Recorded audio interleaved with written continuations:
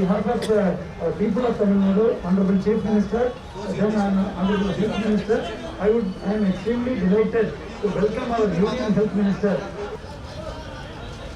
My dear colleague, Health Minister of Tamil Nadu, Dr. Vijay Bhaskar Reddy, all the senior officials of the Health Department in Tamil Nadu, including the Secretary Health, all the other health professionals, doctors, nurses, other health workers, the security and the sanitation workers involved in the hospital, our frontline workers, our COVID warriors, and of course, I have always said that our journalist friends, they have also been the frontline COVID warriors, and all through 2020, you have been reporting from ground zero, taking all the risks yourself and sharing all relevant and good information with the people of India. So first of all, my greetings to all of you in particular and to the people of Tamil Nadu. And it's not my greeting, it is the greeting of my beloved Prime Minister Shri Narendra Modi ji, who has always been inspiring us all through 2020. He has guided, he has led from the front, he has been proactive, and he has monitored everything very meticulously. So I convey the good wishes of my Prime Minister to the people of Tamil Nadu today. Today is 8th January, and I recall that exactly 1 year back, when on 6th of January, the World Health Organization had informed the whole world about the cases of corona which have appeared in China on 31st of December, which were causing pneumonia there. We were the first ones in the whole world to have probably taken a note of it, and on 8th of January 2020, we had called our meeting of experts in the health ministry. So it is full 1 year now since we had responded to the news of COVID outbreak in the whole world. 2020 has been a year where virtually everyone rose to the occasion. The central government, under the leadership of Prime Minister Narendra Modi, it was a whole of government approach, it was a whole of society approach. Every state government, all the health ministers, all the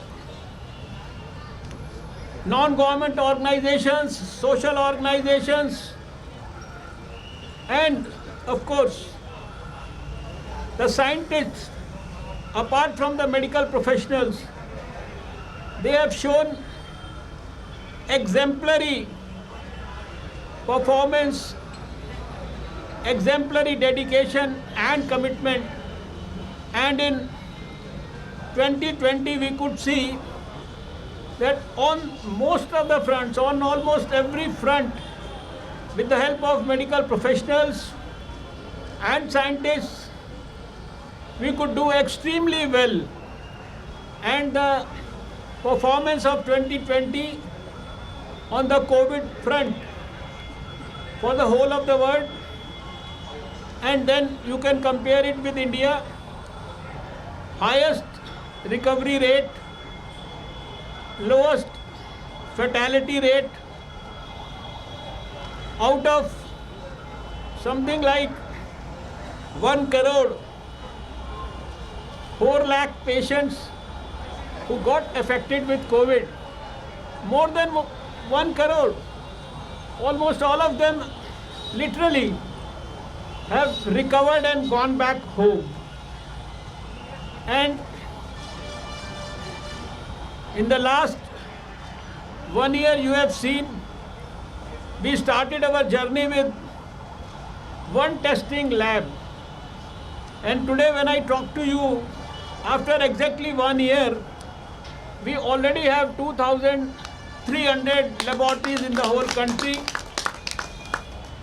We are exporting PPE kits. We have the capability now to be able to export N95 masks, drugs, ventilators, everything that people used to talk towards the beginning of the pandemic in India as so-called shortages which we were importing, including of course the testing kits, which we are producing almost 1 million testing kits a day now. Everything we have been able to take care of in India itself, and this has happened because of the inspiration given by the Prime Minister for the development of an Atmanirbhar Bharat by the countrymen. Today I am so happy and delighted to be here in Tamil Nadu. You know that in the shortest possible time, India has also done extremely well on the front of the development of vaccine. And right now, 2 of our vaccines have been given emergency use authorization.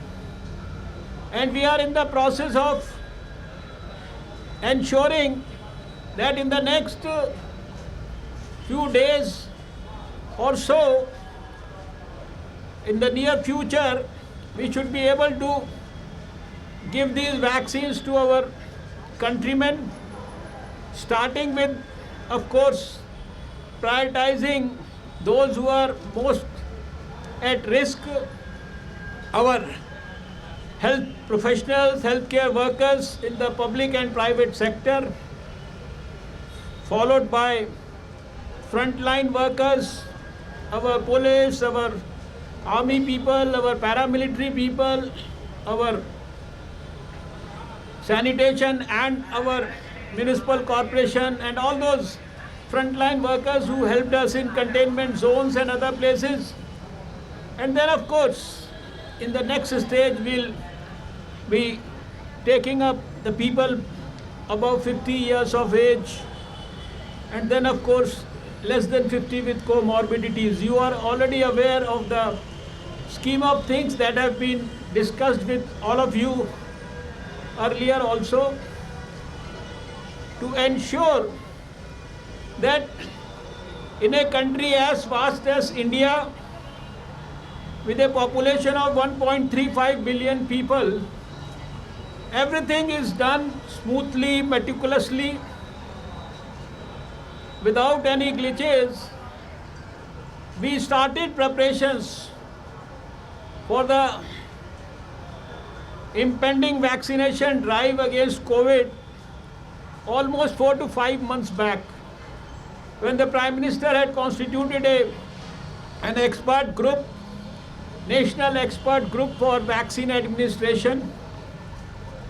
Our people in the health ministry, along with others, and in consultation with the stakeholders in the states, we have been working day and night to formulate guidelines, to work out the minutest possible details, and also to ensure that every detail is conveyed to the people at the grassroots level, starting from the national level to the grassroots level. Lakhs of healthcare workers have been trained adequately. The process continues, and we are using the use of, we are having technology, electronic intelligence network. We earlier used to have a EVIN platform, which we have converted into a CoWIN platform now. EVIN was electronic vaccine intelligence network, and now we have this CoWIN. Earlier, during the routine immunization program, we were only tracking the vaccine along with its place and the temperature on which it is being stored or maintained. But now it is also tracking. The new CoWIN platform is tracking the details of the potential beneficiary, the place where he is likely to get the vaccination, and then pre-vaccination and post-vaccination, including giving him an electronic certificate, following up with him for the second dose through detailed text messages, reminders. So it's a very detailed exercise, and it's almost a 150-page document that we have shared with the states for all the details to be shared with the people who are going to make it successful. The present exercise that's happening today is a national dry run. You can call it a sort of a mock exercise for ensuring that we are thoroughly prepared about it. And you are all aware by now, we had started with 4 states in the beginning and a few districts towards the fag end of December 2020, and then taking some inputs from that, we had put some amendments in our guidelines also. Then on 2nd also we did this dry run in almost 125 districts of the whole country, and then following up on that, today it is happening all over the country except 3 states which have done it earlier. I was privileged to have visited and seen from close quarters the nitty-gritty of this in the capital of India on 2nd of January. And today I chose to be in the southernmost part of India, in one of the southern states, Tamil Nadu. And I can only say with conviction, and I would like to place on record my sincere most appreciation for the good work that has been done by Tamil Nadu. Our health minister, with the blessings of the chief minister, and with dynamic officers like the present health secretary and all his colleagues here in the government sector as well as in the private sector. And I know that a couple of months back, this Chennai was itself in a lot of trouble. All through we were worried about many states. Of course, Tamil Nadu was also one of them. But the way things were done in such a good manner in Tamil Nadu, and I was particularly impressed by the fact that 100% tests in Tamil Nadu were done by RT-PCR, and meticulous planning about testing, tracing, management, treatment, and while being treated in the hospital, so many good things have been happening which I had heard, but today I was fortunate to have a glimpse of many of those things. And that's why I had asked the minister. He said now we are having less than 1,000 cases, sometimes 700, 800, and yesterday probably it was something like 800. So they have to keep up the good work. The country has been, you can say, blessed with 2 vaccines available right now, and we will make sure that in the near future we start the vaccination drive for the priority groups and do it with meticulous precision at even the remotest sites for vaccination in the country. I will also use this occasion to highlight and underline one fact, which is another program in almost 10 days from now, about which I had spoken to all the health ministers in the country yesterday through the video conference. January 2021, and it was January 2011, exactly 10 years back, we had seen the last case of polio in this country somewhere in near Howrah in West Bengal. We eradicated polio and was certified by the World Health Organization in 2014. Today, in spite of the fact that virtually all the countries in the world have eradicated polio, but 2 of our neighboring countries still have cases of poliomyelitis, the P1 strain, and the number is significant. Because of the presence of the P1 polio virus in 2 neighboring countries, our population always remains at risk. So the National Expert Group on Immunization, in consultation with the international health authorities, we have decided that on 17th of January, we are going to have our national immunization days for polio, which will run for about 2-3 days. The first day will be dedicated to every mother taking her child to the polio kendra for vaccination, followed by another 2-3 days when we go back and search for those left out children in the community. This is very, very essential to ensure that we are able to maintain the overall immunity level of our country, particularly pertaining to poliomyelitis.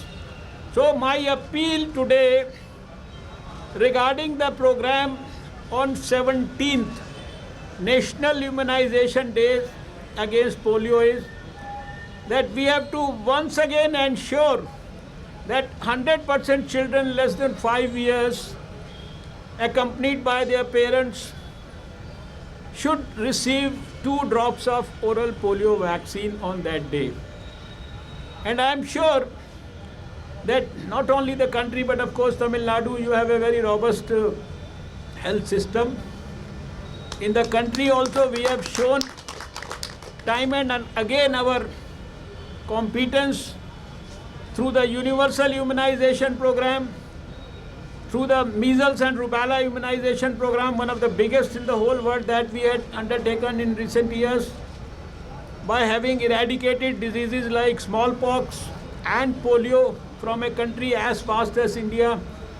So we have the capability, we have the experience, we have the vision, and we have the great leadership of a very dynamic Prime Minister Shri Narendra Modi ji. I am sure we are going to perform well on that front also. And regarding the COVID vaccination, which will start in the future, near future time, I would request the non-government organizations, NGOs, more particularly the ones working in the field of health, and of course our young workers involved with organizations like NCC, NSS, etc., to help in the smooth conduct of the COVID vaccination program and the mobilization of the potential beneficiaries in the best possible manner. So I am sure all this is going to happen very smoothly all across the country. And once again, I would like to thank Tamil Nadu for making arrangements here for me to be able to see some of the proposed vaccination sites for COVID. This is the first site that I have visited, and I find that the arrangements have been made as per the guidelines given by the Government of India. And I would request that the Minister should, in the coming few days, personally ensure that everything is carefully, most diligently monitored.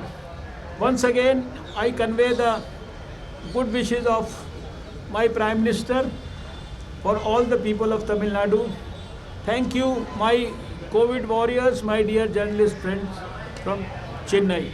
Namaskar, Jai